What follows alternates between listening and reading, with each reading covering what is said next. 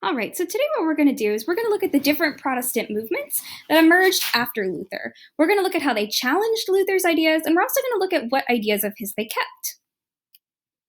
All right, so as Protestantism spreads, it's going to splinter into new movements. So Protestantism is going to spread out of the German states and out of the Holy Roman Empire, and it's going to spread across especially Northern Europe. And the reason why it becomes new movements, this kind of makes sense if you think about the logic of Protestantism. So Protestantism is based on this more personal interpretation of Scripture, right? So the Pope is not interpreting Scripture for you, you are interpreting it for yourself. So as different people read the Bible, they're going to come up with different interpretations of what it means than Luther. So we're going to look at three different new Protestant movements today. We're going to look at the Anabaptists, the Anglicans, and the Calvinists. All right, so let's start with the Anabaptists. So in terms of key figures, they actually didn't really have one leader or founder. And this actually is in line with what they believed. So they rejected all kinds of hierarchy, political and religious. And as a result of this, they really appealed to common people, so peasants and workers. Now, in terms of what they shared with Lutheranism, they shared those two really important key principles we talked about last time. The first is this idea of salvation. So salvation for the Anabaptists also comes from faith alone. Good works are not sufficient to get you to heaven. You need to have faith. And like Luther, they rejected most of the Catholic sacraments, and they only kept two sacraments, and those are communion and baptism. But as we'll find out, they interpreted baptism a little bit differently than the Lutherans. All right, so let's talk about the differences with Lutheranism. And actually, the Lutherans really hated the Anabaptists, and see if you can figure out why as we talk about the differences. So first of all, the Anabaptists rejected Luther's belief that rulers were backed by God, and they believed in a total separation of church and state. So again, this has to do with this idea that they rejected hierarchy. Now remember, you're like, well, why? Luther rejected a hierarchy of priests, right? And he said that you interpret the Bible. Why did he embrace political hierarchy? And the answer to that, at least in my opinion, is that he was protected by political leaders, right? So he relied on the support of people like Frederick the Wise. So he didn't really want to criticize leaders unless they were Catholic. Now, the Anabaptists, as we mentioned, I've said that a couple times now, they rejected religious hierarchy too, and they had this idea that they were a community of equal believers, and I'll show you a really cool example of that in just a second. Now, when I say they interpreted baptism a little bit differently, what they did is they actually rejected infant baptism. So if you're a Lutheran, you are baptized as a baby, so you're baptized into the church when you're really little. Now, the Anabaptists rejected this because they believed that religion was something that you had to choose. And so what they did is they believed that only adults should be baptized, not babies, because babies just weren't old enough to know what they were doing. Now, the Anabaptists also believe that Christians should live simply. So one example of this, so you might be familiar with the Amish. They're sort of a spin-off of the original Anabaptists. And so you might be familiar with them. They reject modern technology. And that is sort of related to this idea of sort of living simply, not being super ostentatious or grand. All right, so I mentioned that Anabaptists view themselves as a community of equal believers. And one of my favorite examples of this is Quaker weddings. So Quakers, again, they're a type of Anabaptist. So notice at this Quaker wedding that there is no minister. These people are marrying themselves, right? So again, there's no authority. No one is higher up than anybody else. Everyone is equal. All right. So Anabaptism, right, was a real religious challenge to the Lutherans. They had a lot of really different beliefs. Now, Anglicanism is really interesting because Anglicanism is really kind of it's a political challenge to Catholicism rather than a religious one. So let's talk about what that means. So our key figure here is King Henry VIII of England. He is the one who invented it. He is our Protestant reformer here.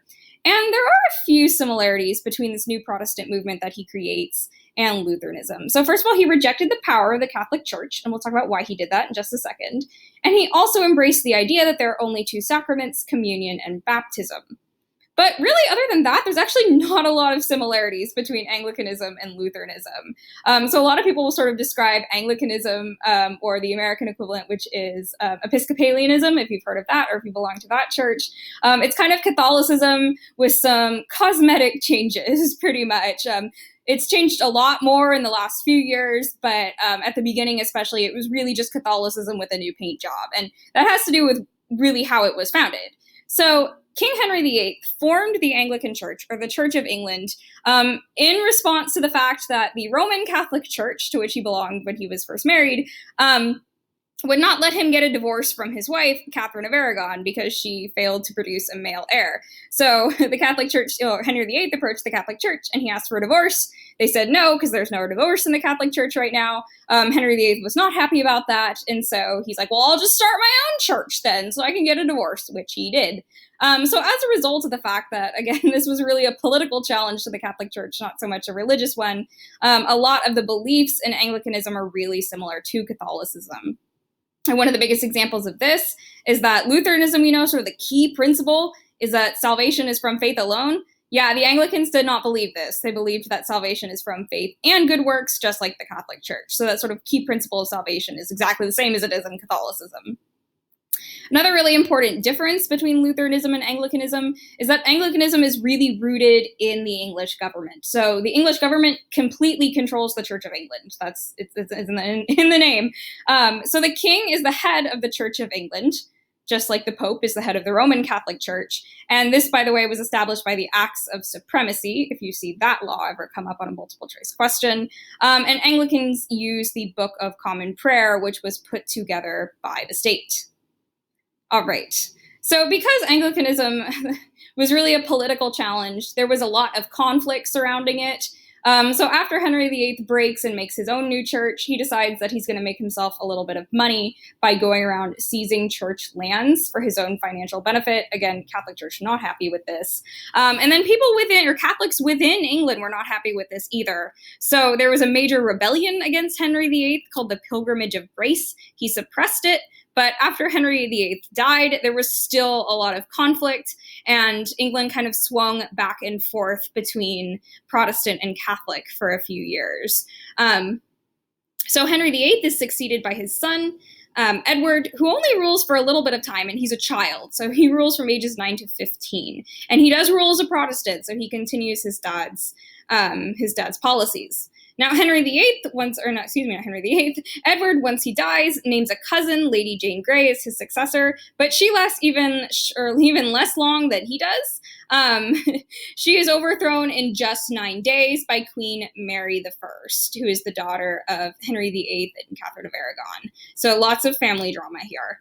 And Mary I is a devout Catholic. So what she does is she returns England to Catholicism, maybe a little bit of motivation about seeing what happened to her mom there, and she persecutes Protestants. So she tries to stamp them out.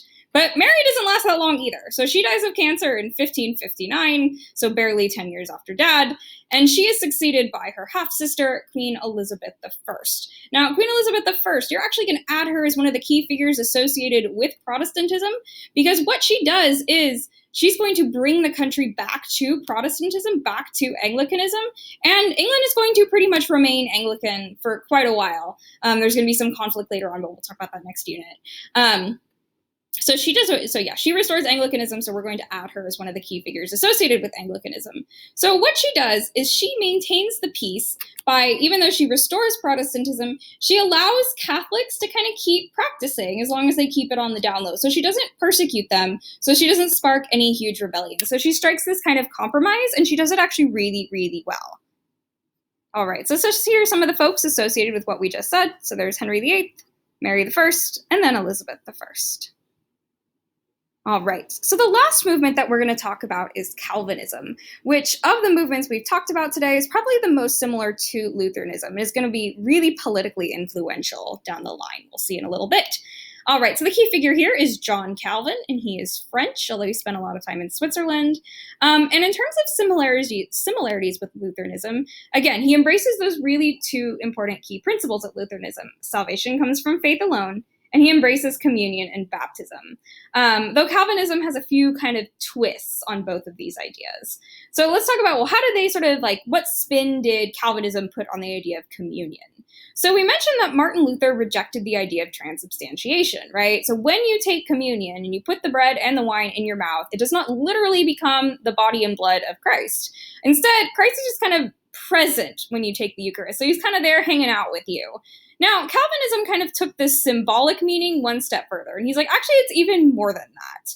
So what the Eucharist is, well, Christ is present everywhere. I mean, he's present when you're in the grocery store. He's present when you're at home. He's present when you're in church, right? So Christ isn't like extra present in the Eucharist. Like, yeah, he is present, but he's not like extra present. And instead, the Eucharist is important just because it's symbolic of Christ's sacrifice. So it's just extra symbolic in Calvinism.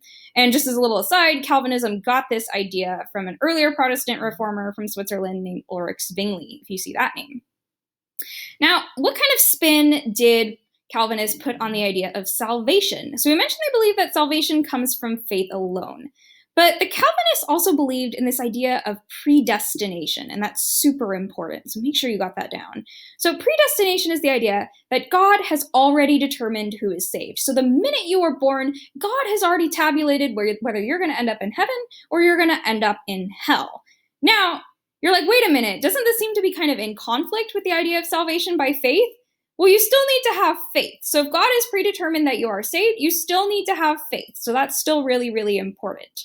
And one of the interesting things about predestination is, well, of course, you can imagine that as a Calvinist, you kind of want to know, you're like, am I one of the saved or am I one of the damned? So what the Calvinists did, if they wanted to know that they're one of the saved, which they called the elect, they kind of looked for signs or symbols in their environment. And some Calvinists believed that if you were really successful at business, if you were really wealthy, that was a sign that God loved you and that you were saved. So what they would do is they would take actions that would fulfill this goal for them, that would get them a lot of wealth. So they'd go into business and they'd make lots of money. And they would say that that proved that they were saved. So the reason why, this is not super important yet, but it will become important when we start way down the line to talk about industrialization, because Calvinist countries are going to lead the way there as a result of this belief in predestination. Or at least that's an argument that historians sometimes make.